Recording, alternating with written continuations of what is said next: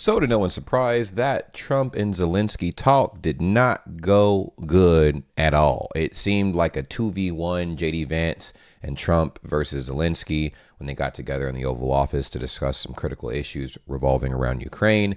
And the entire world looked at America with the strongest side eye humanly possible, for good reason. So we're going to be checking out this video. European leaders back Zelensky after Trump clash, because quite literally after Zelensky left the Oval Office, he wound up partnering up with a lot of the EU countries, and they're like, hey, if the US doesn't give you support, we will.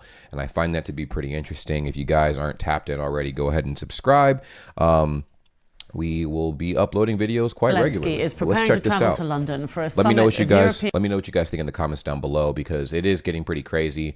It seems like every day there's a new update to the global story of what's going on worldwide, and America is making waves, and not in the best way right now. So hopefully the tides can turn a little bit, because it seems like everyone is up in arms, and it is a very worrisome time, honestly. European leaders on Sunday after he clashed with President Trump and Vice President JD Vance in an extraordinary shouting match on a visit to the Oval Office. President Trump accused the Ukrainian leader of gambling with World War III and of not being grateful for the support of the US. Which was very confusing, because Zelensky was very grateful. It's just, I think because he was bringing so many issues forward and on this forum, maybe Trump and JD Vance felt threatened or something like that, but it just didn't make any sense, because it seemed like Zelensky was very cool, calm, collected, and very respectful when he was over there. And he was getting noticeably frustrated, and understandably frustrated, because it felt like he wasn't really being heard. And all of the viewers worldwide, you can look at the comment section, there's any videos, and people on both sides looking at this, it just seemed very off. Like, it was hostile for almost no reason. You know what I mean? Like, if anything, when the cameras were rolling, they could have kept it a buck, a little bit more professional. And then if they were as frustrated as they were on camera, they could have been like, hey, like, there was a better way to go about it, honestly. You know what I mean? President Zelensky made it clear there should be no compromises with President Putin. Following all that drama, the president of Ukraine was ordered to leave the White House, and a much-anticipated minerals deal was not signed. The US president later said President Zelensky could return when he was ready for peace. Our North America editor Sarah Smith has this report. Donald Trump began the day confident he was about to sign a very advantageous deal with Ukraine. These kind of events are all very carefully planned, and they usually do stick to the script. It's interesting because obviously, like, Zelensky's been trying to fight for his people for a while. And one of the first things that they commented on when he entered the Oval Office was his attire. They're like, oh, you're not wearing a business suit. Like, why aren't you wearing like a suit? You're in the Oval Office. Why aren't you dressed up accordingly? And he's like, I feel like that's besides the point. I'm trying to bring forth an issue that is very, very, very, very, very critical, and you're worried about my. I mean, it still looks very professional. It's just not a suit. You know what I mean? And so it's insane. You sit down in the Oval Office with all of the accompanying press, where the conversation starts with pleasantries, sometimes even a little joke. And I do like your clothing, though. Yeah, really? See? There are obvious tensions. President Zelensky wants security guarantees for America that Donald Trump says are not on offer. Ooh. But it was a jibe from a reporter about Mr. Zelensky's outfit that actually set the aggressive tone. Yeah, dude, because it's like, why was this even a thing? Like, that guy should have been kicked out of the room, bro. Like, that was a weird question. It's like, why aren't you wearing, like, do you own a suit? Why aren't you wearing a suit like us? Doesn't make any sense. I'm like, bro, we're worried about much, much, much, much, much bigger issues than what we're wearing in the Oval Office, man. Like, come on, bro. That could have been one of your last questions. Why don't you wear a suit? You're at the highest. Why don't you wear a suit? You're at the highest level in this country's office, and you refuse to wear a suit. Just want to see if you do. You own a suit? Yeah, problems. A lot of Americans have problems with you not respecting the dignity of this office. I will wear a costume after this war will finish. Bro, he said, I'll wear the costume after the world war is finished, or after the war in Ukraine is finished. And he's like, if you want me to dress up to appease you, then yeah, sure, I'll throw on the costume to, do the little song and dance after I can guarantee that my people are safe. But until then, it's game time. Like, we're trying to make sure that the people are taken care of. Which, I mean, he's standing on his business. Finish. Okay. He was accused of being disrespectful in his dress and in his attitude, for refusing to agree to what Donald Trump thinks a peace deal in Ukraine should look like, for explaining his fears for his country. And do you think that it's respectful to come to the Oval Office of the United States of America and attack the administration that... That's a pretty hefty word right there. Attack the administration. He didn't say he didn't receive any help from the United States. He's just saying he needs more help because his people are, obviously in danger. And historically, deals that were made with Russia and Ukraine have not gone too well. And not even just Russia and Ukraine, but, I'm saying, like, any deal that was ever made with Crimea, rest his soul, it's gone. And a bit, I think it's been absorbed into Russia, but they just don't want to suffer the same fate. So he was just trying to get some things, like maybe some contingencies, like, hey, cool, like, let's lay this out so we're at least somewhat secure. But it boils down to money and alliances, and it's seeming like America and Russia are kind of cozying up to each other a little bit as of recent. So obviously it didn't seem like there was going to be a deal signed in regards to anything that stepped on the toes of Russia's feet. You know what I mean? that is trying to prevent the destruction of your country? A lot of questions. Let's start from the beginning. Sure. First of all, This is the moment a disagreement became a full-blown fight. Donald Trump is clearly furious, and you'll see the two leaders start angrily talking over each other, fingers pointing, tempers fraying. Don't tell us what we're going to feel. We're trying to solve a problem. Don't tell us what we're going to feel. I'm not telling you. Because I'm you're in no answering on position this to question. dictate that. That's exactly Remember what this. you're doing. You're in no position to dictate what we're going to feel. You're gambling the with the president lives in of war. millions of people. You think- You're gambling with World War III. What do you think You're about? gambling with What do you World think War about? III. If mean you to didn't speak- have our military equipment, this war would have been over. He's so loud, bro. Oh my gosh. I mean, it's like that's just like a debate tactic 101, right? I mean, a lot of the mentality is the louder you are, the more correct you are, the more of a statement you're making. But I don't really think that to be entirely true. But he is crazy loud in a room where like it could have been a level-headed conversation. The conversation would have still been heated, obviously, right? They're not seeing eye to eye on a lot of things, but didn't have to go this way because, dude, unanimously, I've never really seen too many arguments or debates where everybody unanimously came together. It didn't matter what political stance they were holding. They came together and they're like, this didn't look right. This could have been handled a lot better. In 2 weeks. In 3 okay? days, I heard it from Putin. In 3 days, this is something Maybe new. less. In 2 weeks, of course, yes. It's going to be a very hard thing to do business like this. They obviously cannot agree on a ceasefire like this. With Donald Trump as angry as he has ever appeared in public, True. Vladimir Zelensky refusing to back down, enraging the American president even further. They may never agree on whether Vladimir Putin can be trusted to stick to the terms of any deal. She's asking, what if Russia breaks the ceasefire? What if anything? Bro, that was like a backhanded like comment, man. He's like, well, what if anything? What if the sky turns red and unicorns come spawning out of nowhere? And I'm like, dude, it's like a really it's a serious thing. Like everybody looking at this issue, I'm like, bro, like they just honestly just tell them yes or no, because the tensions were high, bro. The tensions were high. I'm like, good God, this is insane work. What if a bomb drops on your head right now? Okay? What if they broke it? I don't know. They broke it with Biden because Biden, they didn't respect him. They didn't respect Obama.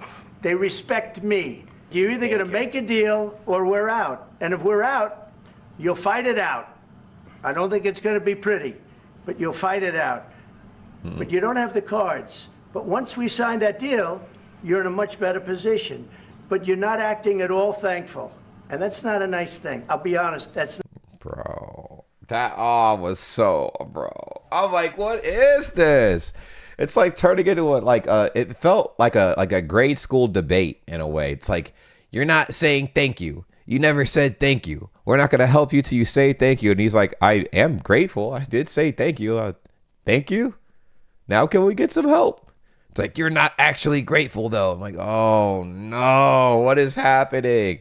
Listen, They all just need to go to a golf course together, and this conversation would probably go entirely differently. You can take out your stress on a ball on a course, and then have the same conversation, and it might go a lot more smooth. It'll be like that George Bush meme. Now watch this drive. It's not a nice thing. All right, I think we've seen enough. What do you think? Huh? This is going to be great television, I will say that. They were then meant to sit down and enjoy a working lunch before signing a deal that had already been agreed to allow American access to critical mineral mining in Ukraine. Instead, President Zelensky was instructed to leave the White House. Wow.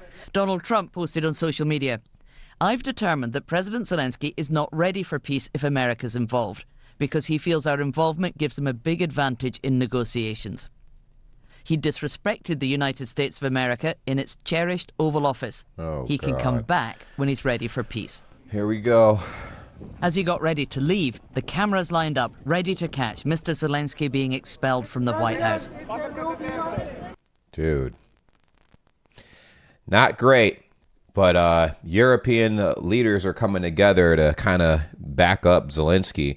It's going to be interesting because obviously I understand like America trying to pull back a little bit and focus on the domestic issues, but not like this, okay? Like, not like this. There's better ways to do that. You know what I'm saying? Like, gradually be like, okay, like, we'll give you whatever help you need. And then we're also going to make sure that we have to take care of the issues that are going on in our country. And then we'll come back and help you a little bit more, blah, blah, blah. But it just seemed like the goal of the conversation wasn't really to get down to the bottom of anything. Once they started talking, it was like, okay, there's not going to be a common ground at all. There was a lot of hostility, and it did not look right at all, man. Very uncomfortable vibes. He knows he needs American backing to fight the war. He needs American support to get what he wants in any peace deal. Right now, he's made an enemy of the one man he really needs as an ally. Sarah Smith, BBC News, Washington. But it was like, I felt like it was such a simple thing. I honestly feel like the conversation turned sideways so fast, but it could have turned in a different way in such a simple like whatever, right? Like, let's say, like, I know, like, because Zelensky was making a point. He's like, hey, look, my people are in danger. I need help. Part of me thinks that if he's like, whoa, they're only upset because I'm not grateful? Because they think I'm not grateful because I didn't overtly say thank you in this moment, because obviously he said thank you like 30 some plus times in the past to the United States. So I was like, what if I just say thank you right now? I know it seems whatever, but yes, thank you for all the support that you blah, blah, blah, blah, blah. Would it be unreasonable for you guys to offer more support and, the future times to come if this were to happen? Do I have your backing? Blah, blah, blah. And that's it. I feel like the conversation could have gone good with that, Not saying Zelensky should have done that, but I'm saying it's the conflict was such a simple conflict as far as like how that was handled. Like it was like America was easily triggered, easily triggered. Like Zelensky had to basically walk on eggshells talking about what he was concerned about. And so I'm wondering if he just pandered to the American leaders, if they would have just been like, yeah, sure. It's just, I don't know. It's interesting looking at like how everything unfolded. Because if all they were concerned about was him allegedly being ungrateful, if he just right then and there said, yeah, sure, I thank you, but made a whole spectacle out of it, maybe they would have been like, okay, everything's calm, everything's good. Like, all right, cool, boom. But I think the bigger issue is America was trying to bully him into signing a deal that had no guarantees for him, besides the fact that America gets to use, has access to all the minerals that they're signing for in Ukraine without the guarantee of Ukraine being, backed if Russia decides to break their agreement and whatnot. It's strange. So how has this exchange been viewed in Kyiv? Here's the take of our Ukraine correspondent, James Waterhouse. This leaves the Ukraine having to fight on. There is no respite from the day-to-day full-scale invasion it continues to combat. If you look at Donald Trump, perhaps suggesting the door is still open, perhaps if you look at President Zelensky still thanking America after that extraordinary exchange. Yeah, literally he went to Twitter and thanked America right after this hostile encounter. So I'm so confused. There is still some collaborating to be done down the line, but it increasingly feels like this was less to do with a mineral deal. Yeah. For President Zelensky, this was about trying to entice America into a deeper level of cooperation. And clearly, this proposal, this contract, wasn't as enticing for Kyiv as perhaps the White House was suggesting. We thought that America had dropped its demand for $500 billion worth of natural minerals. And we thought that perhaps ahead of President Zelensky. $500 billion worth of natural minerals that's a lot. That's a lot. I mean, I can understand wanting to have some guarantees if you're going to have access to $500 billion of minerals.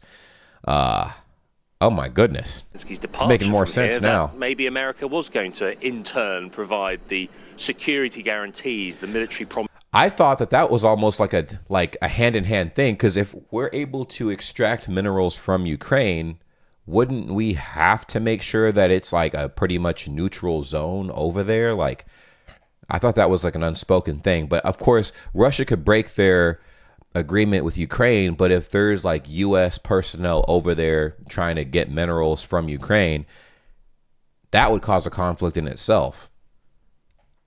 Wouldn't it? I mean, man, maybe I got this messed up. Promises it wants to prop up any ceasefire in the future, because what Ukraine and Europe agree on is that they still need America to be there in case this war was to reignite. But at the moment, it seems you have a White House refusing to commit to that, despite lengthy diplomatic efforts over the course of this week. And you saw a President Zelensky there seemingly having to stand his ground. I mean, the people you speak to here in Kyiv, we spoke to a couple last night, they were pleased. They thought President Zelensky had no choice. There are some MPs who felt he could have been a bit more tactile in the face of a verbal attack by the President and Vice President of the United States. But broadly speaking, there's a rule in Ukraine, there's a pattern. Whenever the country is under threat, be it from the invasion or whether it's President Zelensky himself, it fuels a political unity where you'll have his most fierce political rivals.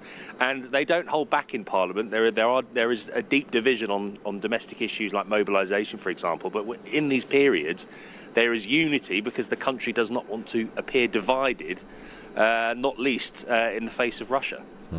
James Waterhouse there for us in Kyiv. Well, European leaders have been rallying behind Ukraine, expressing their full backing of Kyiv's efforts to repel Russia's invasion. The British Prime Minister Sir Keir Starmer, fresh off his own visit to the White House, spoke to both President Trump and President Zelensky. A spokesperson said Sir Keir retains unwavering support for Ukraine and is doing all he can to find a path forward to a lasting peace based on sovereignty and security for Ukraine, adding that the Prime Minister looks forward to hosting an international leaders summit on Sunday, including President Zelensky. A string of other US allies, including France, Germany and Poland, also issued statements of support. The French President Emmanuel Macron said on X that there is an aggressor, Russia, and there is a victim, Ukraine. Prime Minister of Poland, Donald Tusk, wrote, "Dear Zelensky, dear Ukrainian friends, you are not alone." Canadian Prime Minister Justin Trudeau offered his support, writing that Canada will continue to stand with Ukraine and Ukrainians in achieving a just and lasting peace. This is actually interesting because it does seem like the world is banding together, not just the EU, but it just seems like the world in general is banding together kind of, it seems like against the US at this point. And of course, Russia. But Russia, that's a tale as old as time. It just seems like the tides are completely turning as far as the support for America and stuff at this point. Like, America's pretty much getting the boot out of a lot of alliances, it almost seems, or people are temporarily pausing their allegiance with the U.S. to kind of just make their different groups and stuff like that. So like, hey, we can temporarily work around the U.S. until they can get their stuff together and whatnot. What do you guys think about this? I thought this was pretty interesting because it was absolutely a hot topic, and it's been covered all over the U.S. over the last few days. I mean, today as well, and it will continue to be talked about because there's always new additions to what is happening currently, and it's honestly a little worrisome because I'm like, man, like, who's on whose side at this point? Like, who are our new allies and who are the new, like, adversaries, I guess? I have no idea. I'm very confused. Y'all let me know what your thoughts and feelings are on this whole thing. I have seen your comments in the previous videos, and I've tried to respond to a few as well, and it's wild. It is very wild. Well, until the next time I see you guys again, peace.